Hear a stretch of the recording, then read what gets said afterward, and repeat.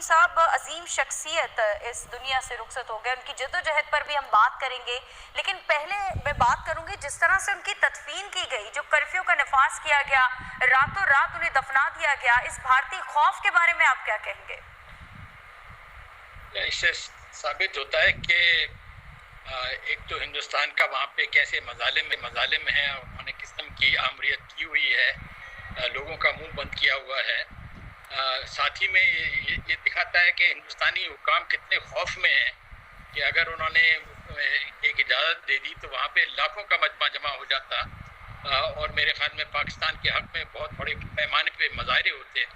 تو گویا کہ انہوں نے تسلیم کر لیا ہے کہ کشمیری عوام جو ہیں وہ ہندوستان کے مخالف اور پاکستان کے حامی ہیں، اور سید علی گیلانی کی زندگی کا سب سے بڑا پہلو یہی تھا کہ نہ صرف یہ کہ انہوں نے ایک گریٹ فریڈم فائٹر تھے اور انہوں نے سال ہر سال تک ان کو گھر میں نظر بند کیا گیا، ان کے اوپر ہر قسم کی پابندیاں لگائی گئیں، لیکن ساتھ ہی میں وہ میں سمجھتا ہوں جو پاکستان کے بارے میں ان کے جو جذبات تھے،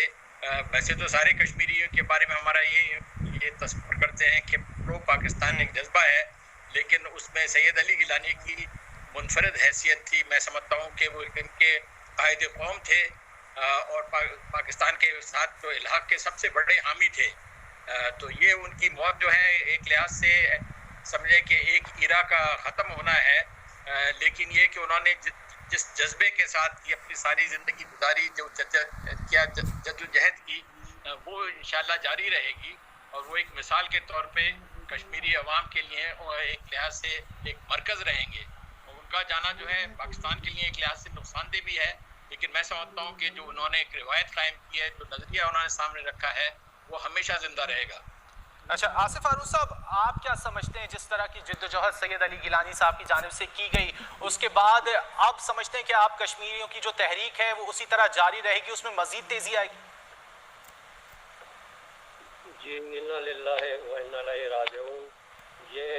ان کا جانا جو ہے یہ نہ صرف یہ کہ کشمیریوں کے لیے ایک بہت بڑا صدمہ ہے، پاکستان کے لیے بھی یہ بہت بڑا صدمہ ہے، اور پوری مسلم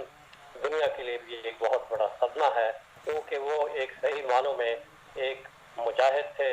ایک لیڈر تھے، اور خوف ان میں ہے نہیں تھا۔ تمام سہولتیں انہوں نے جو ہے نا فیس کی، اور آخری دم تک جو ہے ان کی زبان پر کشمیر اور کشمیر کی آزادی کا نعرہ جو ہے وہ رہا، اپنے موقف سے وہ ایک قدم پیچھے نہیں ہٹے۔ وہ تو چلے گئے، لیکن انہوں نے جو روح جو پھونکی ہے کشمیر موومنٹ میں، وہ میرا خیال ہے کہ آئندہ وہ ختم نہیں ہوگی، یہ آگے ہی بڑھے گی۔ برہان وانی کی ایک مثال ہے کہ اس کے شہید کرنے کے بعد جو دوبارہ جو ہے جو موومنٹ نے جو زور پکڑا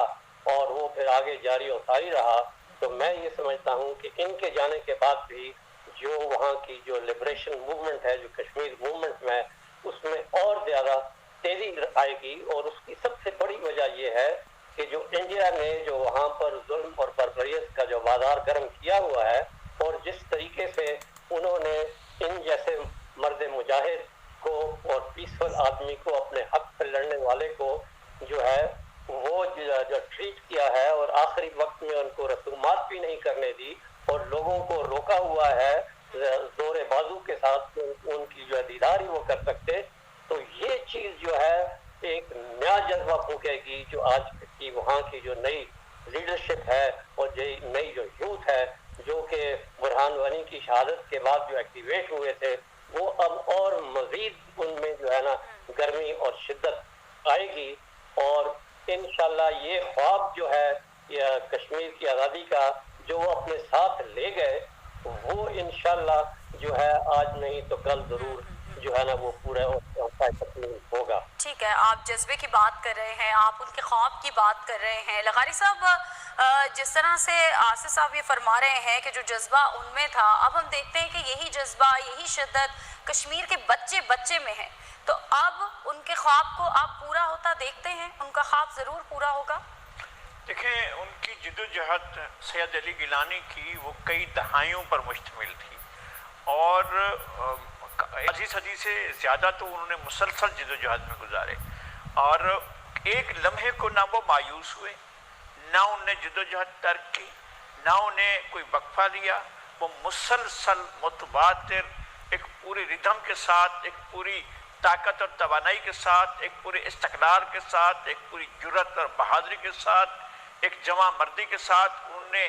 آگے بڑھتے ہوئے کبھی بھی پیچھے مڑ کر نہیں دیکھا۔ وہ نتیجہ ایک ہی سمجھتے تھے کہ جب آزادی کی منزل حاصل ہوگی تو ہم وہاں پہنچیں گے اور سوچیں گے کہ اس میں ہم نے کیا کھویا، کھونے کو کبھی سوچا ہی نہیں انہوں نے، اور پانے کو ہی وہ سوچتے رہے تھے کہ ہمیں ایک منزل پانی ہے، کہ ہم نے کشمیر کو بھارت کے بے رحمانہ صفاقانہ چنگل سے آزاد کرانا ہے، اور اس آزادی کا خواب لے کر، اور خواب انہوں نے اپنی ذات تک نہیں رکھا، اس خواب کو بانٹتے رہے، وہ کشمیریوں کئی نسلوں کو اپنا خواب دیتے رہے، اور یہ خواب جد و جہد میں ڈھلتا رہا، یہ حریت میں ڈھلتا رہا، یہ طاقت میں ڈھلتا رہا، یہ توانائی میں، یہ قربانیوں میں، یہ انسانی جانوں کی قربانیوں میں ڈھلتا رہا، اور ان قربانیوں کے طفیل آج اس وقت کشمیر کا مسئلہ، اس مسئلے کی 70 سال میں اس